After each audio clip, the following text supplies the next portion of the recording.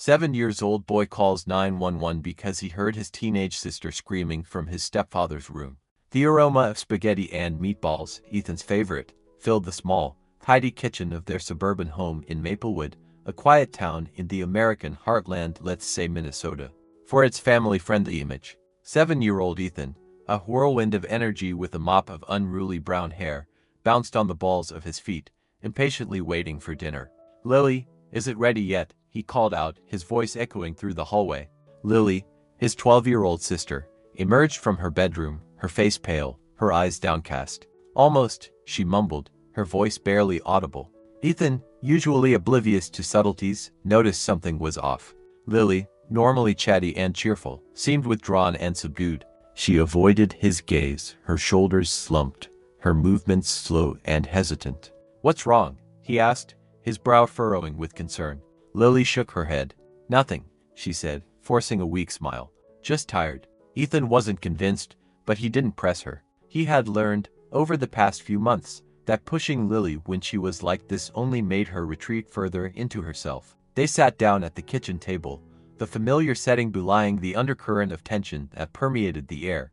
Their stepfather, Richard, would be home soon, and his arrival always seemed to cast a shadow over their evenings. Ethan and Lily shared a special bond, a connection forged in the absence of their biological father, who had left when Ethan was a baby and Lily was just 5. Their mother, Sarah, had struggled as a single parent, working long hours to make ends meet. Then, 2 years ago, Richard had entered their lives, seemingly a knight in shining armor, offering stability and support. But the fairy tale had quickly turned dark, at least for Lily. Ethan, still young and somewhat naive, had only recently begun to sense that something was terribly wrong. He had noticed Lily's increasing sadness, her withdrawal from him, her fear of Richard. He had seen the bruises on her arms, the ones she tried to hide under long sleeves. He had heard her muffled cries in the night, the ones she tried to stifle with her pillow. He had witnessed Richard's subtle but constant criticisms, his controlling behavior, his way of making Lily feel small and insignificant. He didn't understand the full extent of the problem, but he knew, instinctively, that his sister was hurting, that she was afraid, and that he had to do something to help her. He just didn't know what. As they ate their dinner in silence, the only sound the clinking of forks against plates, Ethan watched Lily, his young mind grappling with a growing sense of unease. He wished he could make her smile, make her laugh, make her feel safe again. He wished he could be the big brother she needed, the protector she deserved. But he was just a little boy, and he felt helpless in the face of the hidden fear that haunted their seemingly ordinary home. Richard arrived home with his usual boisterous energy, a stark contrast to the quiet apprehension that had settled over Ethan and Lily. He was a tall, imposing man, with a carefully cultivated charm that could disarm even the most skeptical observer. He worked as a middle school teacher, a profession that lent him an air of respectability and authority. "Hey kiddos," he boomed, his voice filling the kitchen. "How was your day?" Ethan, ever eager to please, jumped up from his chair and ran to greet him. "Good," he exclaimed, hugging Richard's leg. "We had spaghetti." Richard ruffled Ethan's hair, a practiced gesture of affection. "That's great, sport," he said. He then turned to Lily, his smile fading slightly, his eyes narrowing. "Lily, did you finish your chores?" he asked, his voice losing its jovial tone. Lily nodded, her eyes fixed on her plate. "Yes, Richard," she mumbled. "Speak up, Lily," Richard said, his voice sharper. "I can't hear you." "Yes, Richard," Lily repeated, her voice barely a whisper. Richard's gaze lingered on her for a moment, his expression unreadable. Then, he turned back to Ethan, his smile returning. "So, Ethan, tell me about your day," he said. "Did you learn anything new at school?" Ethan, oblivious to the tension between Richard and Lily, launched into a rambling account of his day, describing his art project, his recess games, and his excitement about an upcoming field trip. Richard listened patiently, nodding occasionally, interjecting with encouraging words. He was a master of appearances, skilled at projecting an image of the caring, involved stepfather. He knew how to play the role, how to manipulate perceptions, how to hide the darkness that lurked beneath the surface. As Ethan chattered on, Richard's gaze drifted back to Lily, who was picking at her food, her head bowed. He noticed a small bruise on her forearm, barely visible beneath the sleeve of her shirt. He frowned, a flicker of annoyance crossing his face. He had told her to be more careful, to avoid leaving any visible marks. He had to maintain the facade, to protect his reputation, to ensure that no one suspected the truth. He had moved schools several times in the past few years, always managing to stay one step ahead of the whispers, the rumors, the complaints. He was adept at explaining away the inconsistencies, at deflecting blame, at manipulating the system. He was a predator, hiding in plain sight, using his position of authority to prey on the vulnerable. He was a master of disguise, a chameleon who could adapt to any situation, any audience. But he was also becoming increasingly careless, his control slipping, his anger more difficult to contain. He knew that he was playing a dangerous game, that one mistake could expose him, could ruin everything. He looked at Ethan, still chattering away about his day, and felt a flicker of resentment. The boy was too trusting, too naive, too oblivious to the reality of their situation. He looked at Lily, her head still bowed, her body trembling slightly. He felt a surge of anger, mixed with a perverse sense of satisfaction. He had her under his control, her spirit broken, her will subdued. He was the master of this house, the ruler of their lives. And he would continue to exert his power, to maintain his control, no matter the cost. The stepfather, the seemingly benign figure, was the source of the hidden terror, the architect of their fear, the embodiment of the darkness that lurked beneath the surface of their seemingly ordinary home. Lily lived in a constant state of fear, a low-level hum of anxiety that permeated every aspect of her existence. She walked on eggshells, constantly trying to anticipate Richard's moods, to avoid his wrath, to minimize his disapproval. She had learned to be silent, to be invisible, to make herself as small as possible. She had learned to suppress her emotions, to hide her pain, to endure the constant barrage of criticism and control. Richard's abuse was primarily emotional and psychological, a subtle but insidious form of manipulation that chipped away at her self-esteem, eroded her confidence, and distorted her sense of reality. He would constantly criticize her appearance, her intelligence, her abilities. He would compare her unfavorably to other girls, to her deceased mother, to an idealized image of perfection that she could never attain. He would isolate her from her friends, forbidding her from participating in social activities, from having sleepovers, from even talking on the phone. He would monitor her every move, controlling her access to information, to the outside world. He would gaslight her, making her question her own perceptions, her own memories, her own sanity. He would deny saying things he had clearly said, doing things he had clearly done, twisting reality to suit his own narrative. He would use threats and intimidation to keep her silent, to prevent her from seeking help, from revealing the truth about their home life. He would threaten to hurt Ethan, to harm her mother's memory, to destroy her life if she ever dared to defy him. Lily lived in a prison of fear, her mind a battlefield of conflicting emotions, terror, confusion, shame, guilt, and a desperate longing for escape. She had no one to turn to, no one to confide in, no one to believe her. She had tried, once, to tell her mother about Richard's behavior. But Sarah, blinded by her own loneliness and her desperate need for companionship, had refused to believe her. She had dismissed Lily's concerns as childish exaggerations, as attempts to undermine her relationship with Richard. That betrayal had been a crushing blow, leaving Lily feeling even more isolated and alone. She had learned that she could not trust her mother, that she could not rely on anyone but herself. She had considered running away, but she was too afraid. She had nowhere to go, no money, no resources, and she feared what Richard would do to her, to Ethan, if she tried to escape. So she endured, day after day, week after week, month after month. She lived in a state of constant vigilance, her senses on high alert, her body tensed for the next blow, the next insult, the next violation. She clung to the memories of her mother, to the fleeting moments of kindness from Ethan, to the faint hope that someday, somehow, things would get better. But the burden of her secret, the weight of her fear, was crushing her, slowly extinguishing the light within her, leaving her a hollow shell of the vibrant, joyful girl she had once been.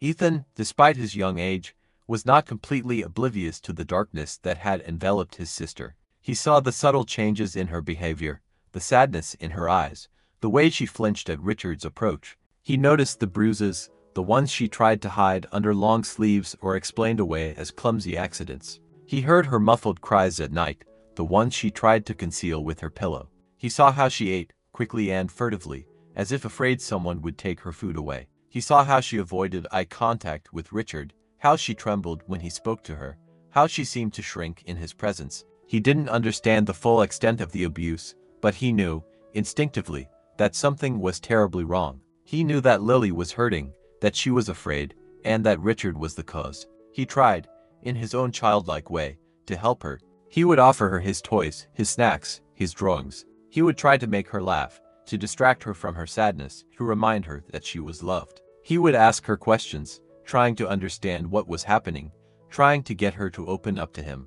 But she would always deflect, change the subject, or simply remain silent. He felt frustrated, helpless, and confused. He wanted to protect his sister, to make things right, but he didn't know how. He was just a little boy, and Richard was a big, powerful man. He started to watch Richard more closely, observing his interactions with Lily, his tone of voice, his body language. He noticed the subtle ways Richard would belittle her, criticize her, control her. He noticed how Richard would touch her, sometimes in ways that seemed inappropriate, even to his young eyes. He saw the way Lily would flinch, would try to pull away, would look at Richard with a mixture of fear and disgust. He started to have nightmares, dreams of monsters and shadows, of Lily being hurt, of him being unable to save her. He would wake up in the middle of the night, his heart pounding, his body covered in sweat. He began to fear Richard, to avoid him whenever possible. He would hide in his room when Richard was home, or he would cling to his mother, seeking her protection.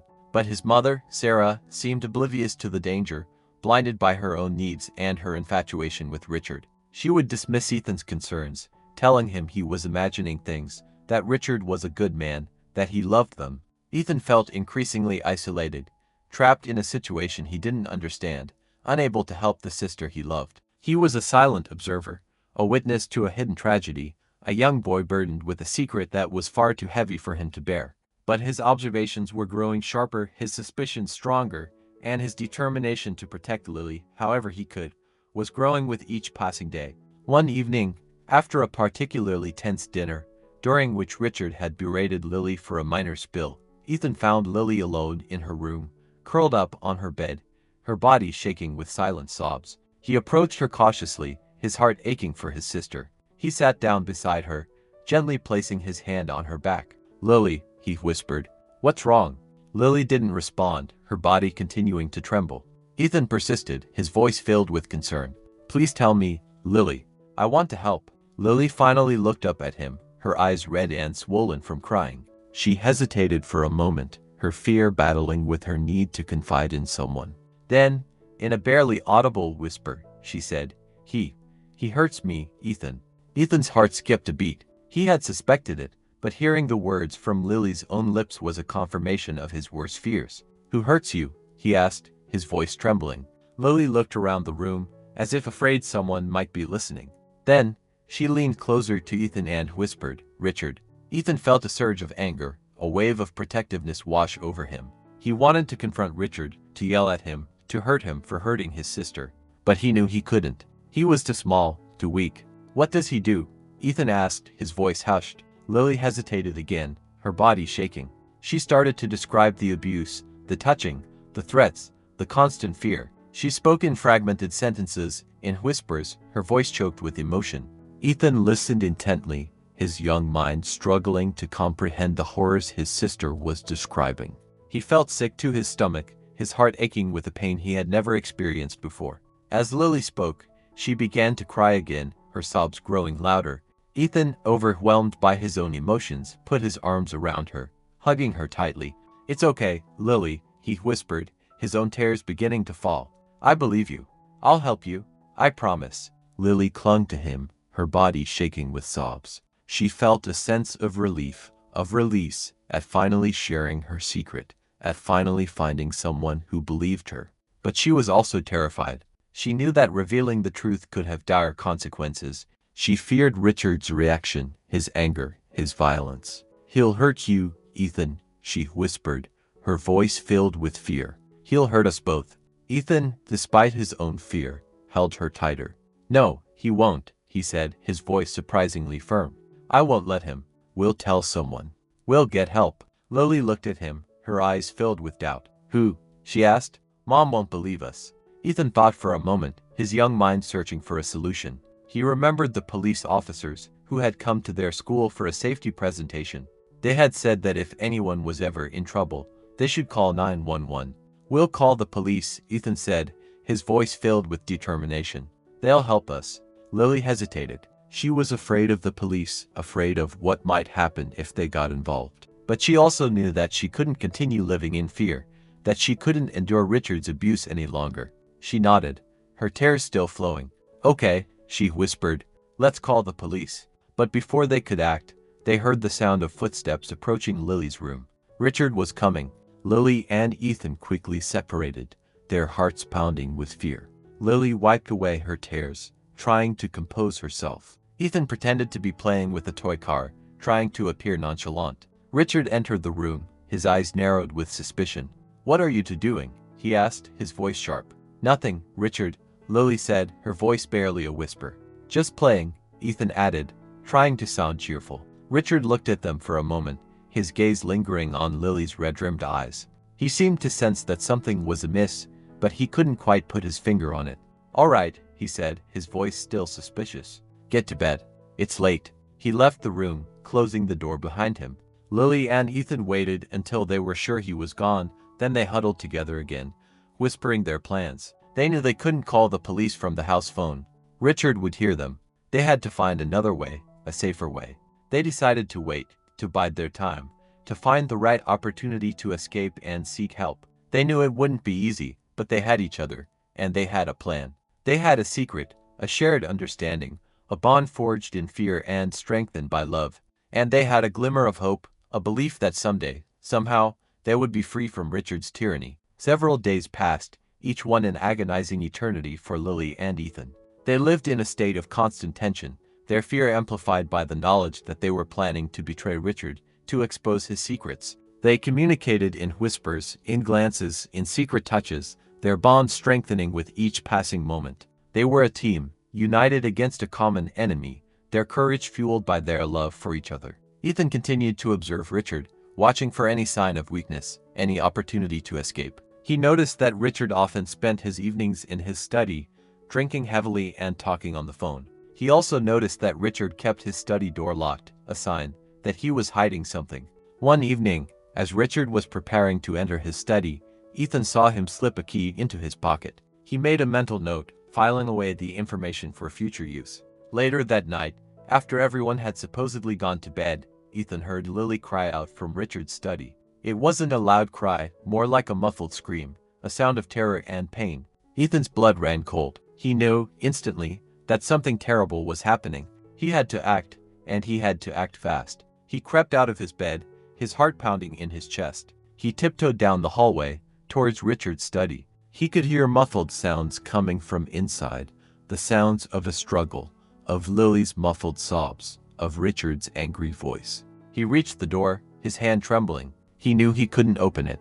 It was locked, but he remembered the key he had seen Richard slip into his pocket earlier that evening. He ran to Richard and Sarah's bedroom, his bare feet silent on the carpet. He knew this was incredibly risky, but he had no choice. He had to save his sister. He found Richard's pants draped over a chair. He carefully reached into the pocket, his fingers closing around a cold, metal object. It was the key. He slipped out of the room, his heart racing, his adrenaline surging. He ran back to the study door, his hands shaking as he inserted the key into the lock. He turned the key, the lock clicking open. He hesitated for a moment, his fear battling with his determination.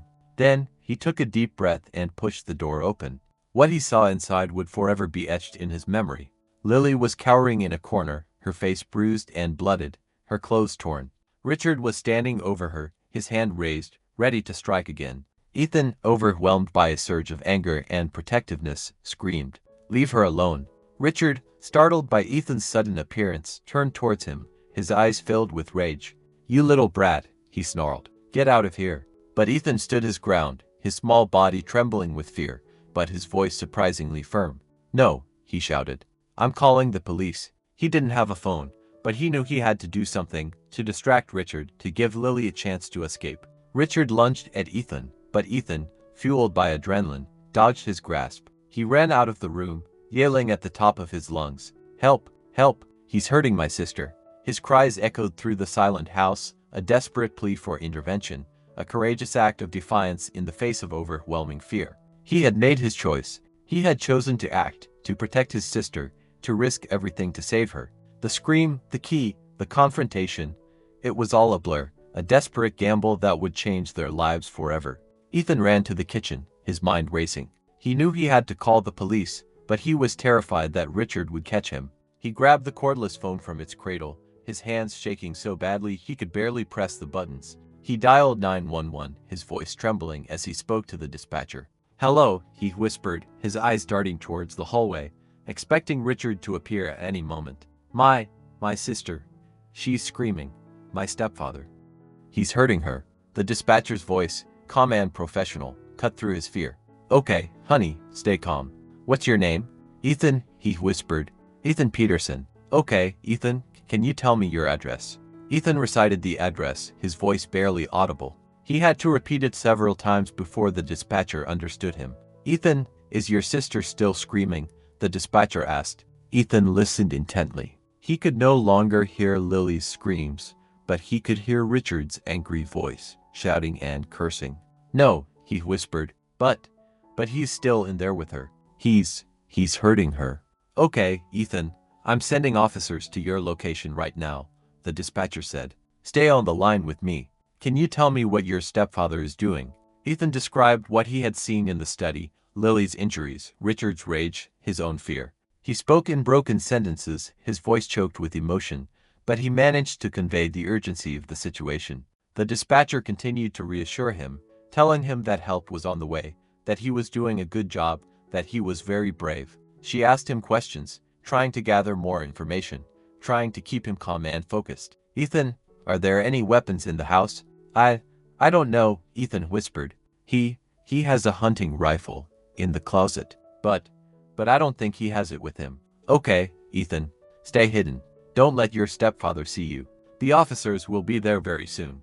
Ethan, clutching the phone tightly, hid behind the kitchen counter, his body trembling, his eyes fixed on the hallway. He could hear Richard moving around the house, his footsteps heavy, his voice still angry. He prayed that the police would arrive soon, that they would be able to stop Richard, that they would be able to save Lily. He prayed that he had done the right thing, that his call for help would not make things worse. The minutes stretched into an eternity, each second feeling like an hour.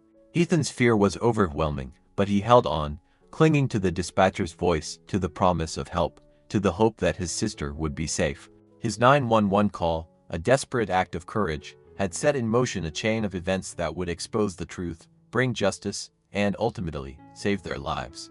The sound of sirens, growing louder with each passing second, pierced the night, shattering the tense silence that had fallen over the Peterson house. Ethan, still hiding behind the kitchen counter, felt a surge of relief mixed with trepidation.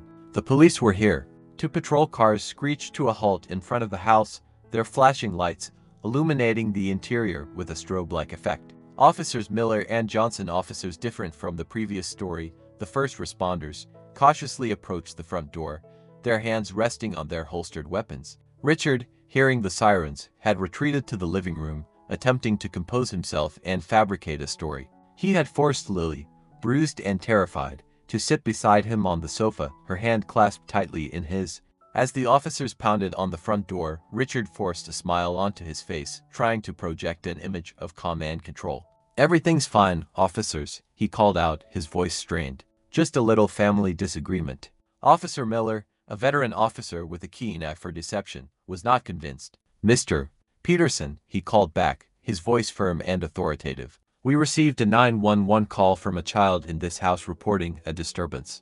We need to come inside and assess the situation." Richard hesitated, his mind racing. He knew he couldn't refuse them entry, but he also knew that letting them in would expose his lies, his abuse, his carefully constructed facade. He took a deep breath and opened the door, forcing a smile that didn't reach his eyes. "Officers," he said, his voice falsely jovial, "I apologize for the inconvenience. It was just a misunderstanding. My stepdaughter, Lily, can be a bit dramatic." Officer Miller and Officer Johnson stepped inside, their eyes scanning the room, taking in every detail. They saw Lily, her face pale and bruised, her eyes filled with fear. They saw Ethan, peeking out from behind the kitchen counter, his small body trembling. Officer Miller's gaze hardened. He knew instantly that this was not a misunderstanding. This was a case of abuse. "Mr. Peterson," he said, his voice cold and professional. "We need to speak with your stepdaughter, alone." Richard's smile faltered. "That's not necessary, officer," he said, his voice losing its composure. "I can explain everything." "Sir, we need to speak with Lily," Officer Johnson repeated, her voice equally firm. "Please step aside." Richard, realizing that he was losing control, tried to bluster his way out of the situation. "I am a teacher at the middle school," he exclaimed, puffing out his chest. "I have a reputation to uphold. This is outrageous." Officer Miller remained unfazed. "Sir, we are investigating a report of child abuse. Your profession is irrelevant. Please cooperate, or we will be forced to take further action." Richard, seeing the determination in the officer's eyes, reluctantly backed down. He released Lily's hand, his grip leaving red marks on her wrist. Officer Johnson gently led Lily to a separate room, away from Richard's presence. Officer Miller remained with Richard, keeping him under observation. Ethan, seeing his sister being taken away, ran to her, hugging her tightly. "Lily, are you okay?" he whispered. Lily nodded, her eyes filled with tears. "I'm okay, Ethan," she whispered back. "You saved me." Officer Johnson smiled at Ethan, acknowledging his bravery. "You did good, son," she said. "You're a very brave boy." As Officer Johnson led Lily away, Ethan watched them go, his heart filled with a mixture of relief, fear, and hope. The police had intervened, but the ordeal was far from over. The truth had to come out, Richard had to be held accountable, and he and Lily had to find a way to heal from the trauma they had endured.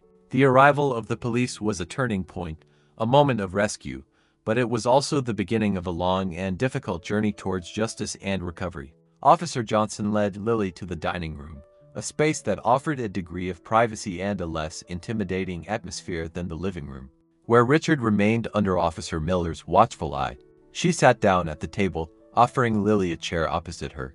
"Lily," she said gently, "I know this is scary, but I need you to tell me what happened tonight. Can you do that?" Lily nodded, her eyes fixed on the table, her hands clasped tightly in her lap. She was still trembling, still afraid, but she also felt a sense of relief, a sense that she was finally safe, that someone was finally listening to her. Officer Johnson spoke in a calm, reassuring voice, asking open-ended questions, encouraging Lily to share her story in her own words. She listened patiently, attentively, without interrupting or judging. Lily, hesitantly at first, began to describe the events of the evening. She told Officer Johnson about the argument, about Richard's anger, about the fear she felt. She described how Richard had grabbed her, had hit her, had threatened her. As she spoke, the details of the abuse began to emerge, painting a horrifying picture of long-term suffering and control. She described the constant criticism, the emotional manipulation, the physical violence that had become a regular part of her life. She told Officer Johnson about the chores she was forced to do, about the lack of food, about the isolation she felt. She described how Richard had controlled every aspect of her life, from what she wore to who she talked to what she thought. She also spoke about her fear of Richard, her fear of what he would do to her, to Ethan, if she ever dared to speak out. She described how he had threatened to hurt them, to take them away from their mother, to make their lives even more miserable.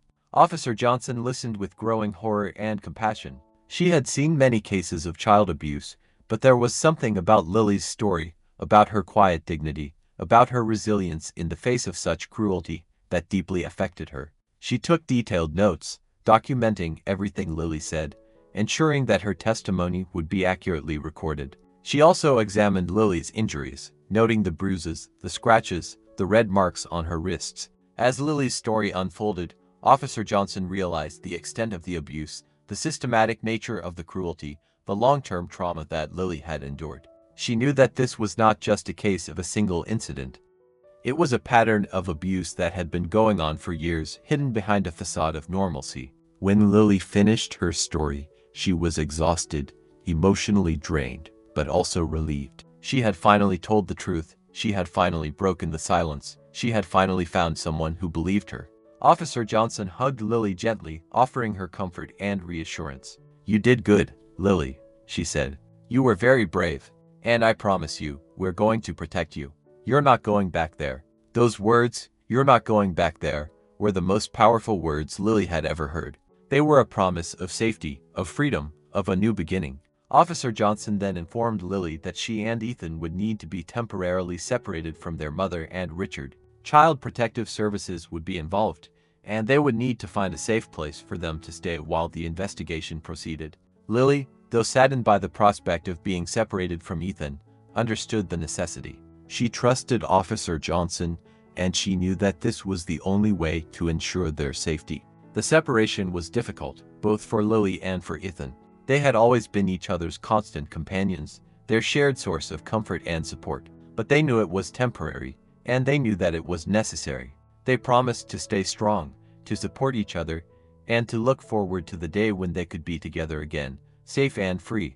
With Ethan and Lily safely in the care of Child Protective Services, the investigation into Richard's abuse shifted into high gear. Detectives from the Special Victims Unit were assigned to the case, working in close coordination with Officer Johnson and Sergeant Miller. Their first priority was to gather evidence, to corroborate Lily's story, and to build a strong case against Richard. They obtained a search warrant for the Peterson house, meticulously documenting the scene and collecting any potential evidence. They found several items of interest, including a journal hidden in Richard's study, in which he had documented his controlling behavior and his escalating anger towards Lily. They also found photographs and videos on his computer, depicting Lily in various states of distress, further confirming the abuse. The detectives interviewed neighbors, teachers, and former colleagues of Richard, searching for any patterns of suspicious behavior, any indications of his abusive tendencies. They discovered that Richard had a history of complaints filed against him at previous schools where he had worked. Parents had reported concerns about his harsh disciplinary methods, his inappropriate interactions with students, and his volatile temper. However, these complaints had never been fully investigated, and Richard had always managed to transfer to a new school before any serious action could be taken. He had effectively used the system to his advantage, concealing his past and continuing his abusive behavior. The detectives also learned that Richard had a history of domestic violence with a previous partner, a fact that had been concealed from Sarah during their courtship. This information painted a clearer picture of Richard as a serial abuser, a man with a pattern of controlling and violent behavior. The investigation also focused on Sarah, Ethan and Lily's mother. While she was not initially suspected of direct abuse, the detectives needed to determine her level of awareness and her potential complicity in Richard's actions. Sarah was interviewed extensively, her initial reaction a mixture of shock, disbelief, and denial. She struggled to accept the truth about Richard, the man she had loved and trusted. She had been blinded by his charm, his manipulation, and her own desperate need for companionship. As the evidence mounted, however, Sarah's denial began to crumble. She realized that she had failed to protect her children, that she had ignored the warning signs, that she had been complicit, however unintentionally, in their suffering. She expressed profound remorse, guilt, and shame. She vowed to cooperate fully with the investigation, to do whatever it took to make amends for her mistakes, and to ensure the safety and well-being of her children. The investigation was a complex and painstaking process, involving multiple agencies, numerous interviews, and a mountain of evidence. But the detectives were determined to uncover the truth, to hold Richard accountable for his crimes, and to bring justice to Ethan and Lily. They were also committed to exposing the systemic failures that had allowed Richard's abuse to continue for so long. They wanted to ensure that no other child would suffer the same fate, that the system would be reformed to better protect vulnerable children. The investigation was not just about one case. It was about a larger issue, about the prevalence of child abuse, the challenges of detection and prevention, and the need for systemic change. It was a fight for justice, a fight for truth, and a fight for the safety and well-being of all children. After several agonizing days apart, Ethan and Lily were finally reunited with their mother, Sarah. The meeting took place at a neutral location, a family counseling center, under the supervision of a social worker from Child Protective Services. Sarah, her eyes red and swollen from crying, rushed towards her children, embracing them tightly. She was overwhelmed with a mixture of relief, guilt, shame, and love. "Oh, my babies," she whispered, her voice choked with emotion. "I'm so sorry. I'm so sorry." Ethan and Lily clung to her, their small bodies trembling. They had missed her terribly, but they were also confused and apprehensive. They didn't understand why they had been separated from her, why they couldn't go home. Sarah, struggling to control her emotions, tried to explain the situation to them in a way they could understand. She told them that Richard had been hurting Lily, that he was a bad man, and that he wouldn't be coming back. She told them that she had been wrong to trust Richard, that she had failed to protect them, and that she was deeply sorry. She promised them that she would never let anyone hurt them again, that she would always be there for them, that she would do everything in her power to make things right. Ethan, still young and somewhat confused, simply clung to his mother, seeking comfort and reassurance. Lily, however, was more reserved, her eyes filled with a mixture of relief and suspicion. She had trusted her mother before, and she had been betrayed. She had told her mother about Richard's behavior, and her mother hadn't believed her. It would take time, patience, and consistent love to rebuild that trust. The social worker, observing the interaction, gently intervened. "Sarah," she said, "it's important to give Lily and Ethan time to adjust. They've been through a lot. They need to feel safe and secure." She explained that Sarah would need to undergo a period of evaluation and counseling before she could regain full custody of her children. She would need to demonstrate that she was capable of providing a safe and nurturing environment, that she could protect them from harm. Sarah, though heartbroken by the prospect of further separation, understood the necessity. She agreed to cooperate fully with the process, to do whatever it took to regain her children's trust and to prove that she was a fit mother. The meeting ended with a tearful goodbye. Ethan and Lily, though reluctant to leave their mother, were taken to a temporary foster home, a place where they would be safe and cared for while the investigation and legal proceedings continued. Sarah, left alone with her thoughts and her guilt, vowed to do everything in her power to win back her children's love and trust. She would face her demons, confront her mistakes, and emerge stronger, more resilient, and more determined to be the mother her children deserved. The reunion, though bittersweet, was a crucial step in the healing process. It was a beginning, a fragile foundation upon which a new family dynamic could be built, a family based on trust, honesty, and unconditional love. The road ahead would be long and difficult, but it was a road they would travel together, hand in hand, towards a brighter future. As the investigation into Richard's abuse unfolded, a disturbing pattern of systemic failures began to emerge. It became clear that multiple institutions and individuals, who were supposed to protect children, had failed to do so, allowing Richard's abuse to continue undetected for years. The school system was the first area of scrutiny. Richard, as a middle school teacher, had interacted with hundreds of children over the years. The investigators discovered that several complaints had been filed against him at previous schools where he had worked. Parents had reported concerns about his inappropriate behavior towards students, his harsh disciplinary methods, and his volatile temper. Students had reported feeling uncomfortable around him, describing him as creepy and mean. However, these complaints had never been properly investigated. School administrators, fearing negative publicity and potential lawsuits, had dismissed the complaints, transferred Richard to different schools, or simply ignored the warning signs.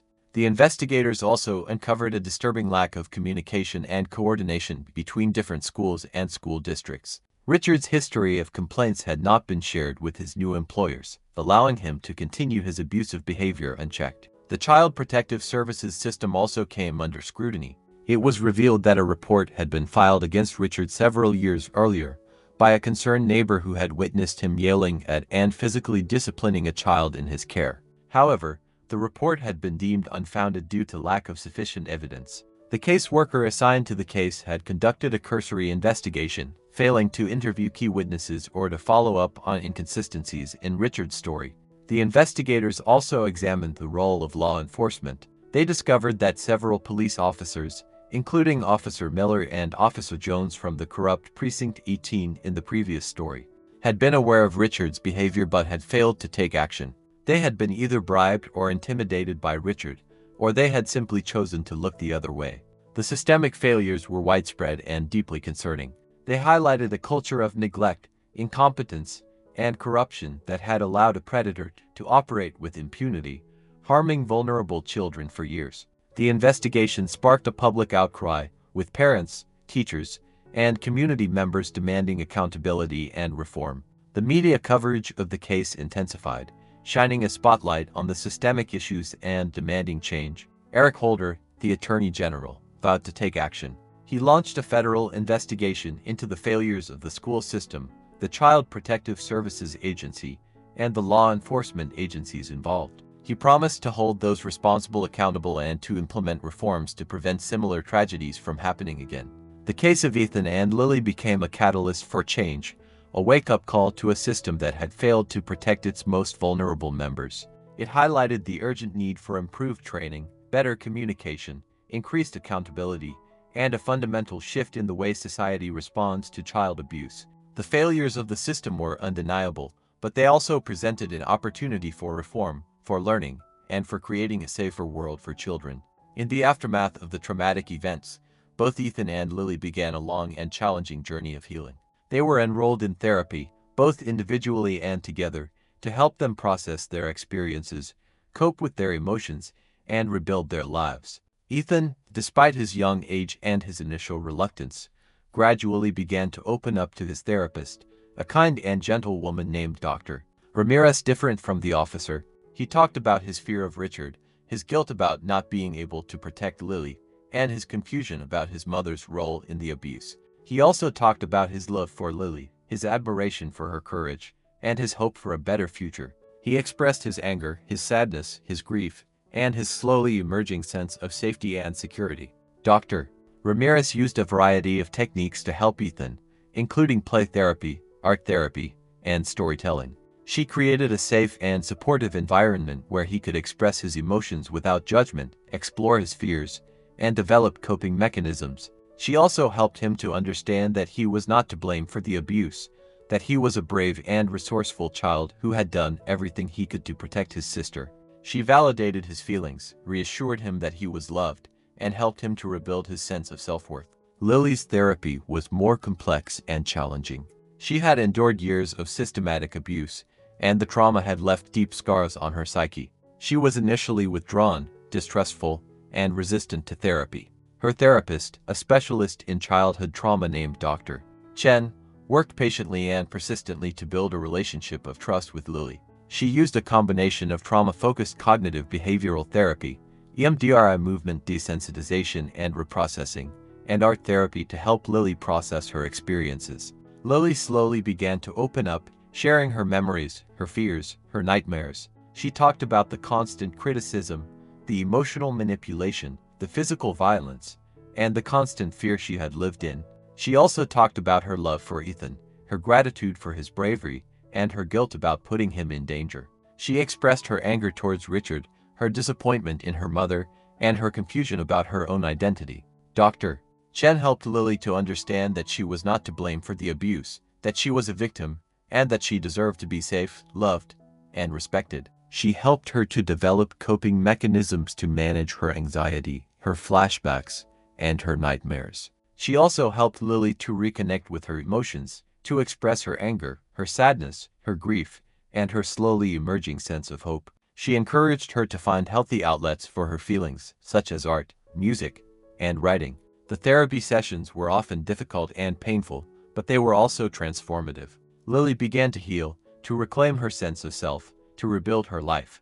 The sibling bond between Ethan and Lily was a crucial part of their healing process. They supported each other, comforted each other, and shared their experiences in a way that no one else could understand. They attended some therapy sessions together, learning how to communicate their feelings, how to resolve conflicts, and how to build a healthy and supportive relationship. They learned to trust each other again, to rely on each other, to love each other unconditionally. The therapy was a long and arduous journey, but it was a journey worth taking. It was a journey of healing, of recovery, of rediscovering their strength, their resilience, and their capacity for joy. Richard's trial was a highly publicized event, drawing national attention to the issue of child abuse and the systemic failures that had allowed it to continue for so long. The courtroom was packed with reporters, spectators, and supporters of Ethan and Lily. Richard, represented by a high-powered defense attorney, pleaded not guilty to all charges, claiming that the allegations were fabricated, that Lily was a troubled and manipulative child, and that he was the victim of a conspiracy. His defense strategy was to attack Lily's credibility, to paint her as a liar, and to portray himself as a loving and caring stepfather who had been wrongly accused. The prosecution, however, presented a mountain of evidence, including Lily's testimony, Ethan's 911 call, the medical reports, the evidence found in Richard's home, the testimony of neighbors and former colleagues, and the damning journal entries. The most powerful moment of the trial came when Lily took the stand. She was nervous, hesitant, but also determined. She had come too far, endured too much, to be silenced now.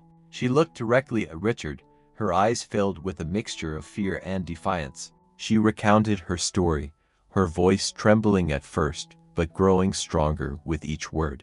She described the abuse in detail, her words painting a vivid picture of the horrors she had endured. She spoke about the constant fear, the emotional manipulation, the physical violence, and the isolation she had felt. She also spoke about her love for Ethan, her gratitude for his bravery, and her hope for a better future. Her testimony was heartbreaking, compelling, and ultimately undeniable. The jury, the judge, and even the courtroom spectators were moved to tears by her courage, her resilience, and her unwavering commitment to truth. The defense attorney attempted to cross-examine Lily, trying to undermine her credibility, to confuse her, to make her doubt her own memories.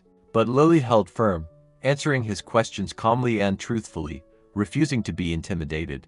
Ethan, who was not required to testify, sat in the gallery with his mother, Sarah, holding her hand tightly, offering her silent support. He watched his sister with pride and admiration, knowing that she was doing something incredibly brave, something that would help to bring justice not only for them, but for other victims of abuse. The trial lasted for several weeks, filled with dramatic testimony, conflicting evidence, and legal maneuvering. But in the end, the truth prevailed. The jury, after deliberating for several hours, returned a verdict of guilty on all counts. Richard was convicted of child abuse, endangerment, and assault. He was facing a long prison sentence, his life, his career, his reputation, in ruins. As the verdict was read, a collective gasp filled the courtroom, followed by a wave of applause and cheers. Lily and Ethan hugged their mother, tears of relief and joy streaming down their faces. Justice had been served. The conviction of Richard was a significant victory, not only for Ethan and Lily, but for the entire community of Maplewood and for child abuse victims everywhere. It sent a clear message that such crimes would not be tolerated, that perpetrators would be held accountable, and that the voices of children would be heard. Richard was sentenced to a lengthy prison term, ensuring that he would no longer be a threat to anyone. The judge, in his sentencing remarks, condemned Richard's actions in the strongest possible terms, describing his behavior as depraved, cruel, and unforgivable. The case also had far-reaching consequences beyond Richard's individual punishment. It sparked a wave of reforms within the local school system, the Child Protective Services Agency, and the law enforcement community.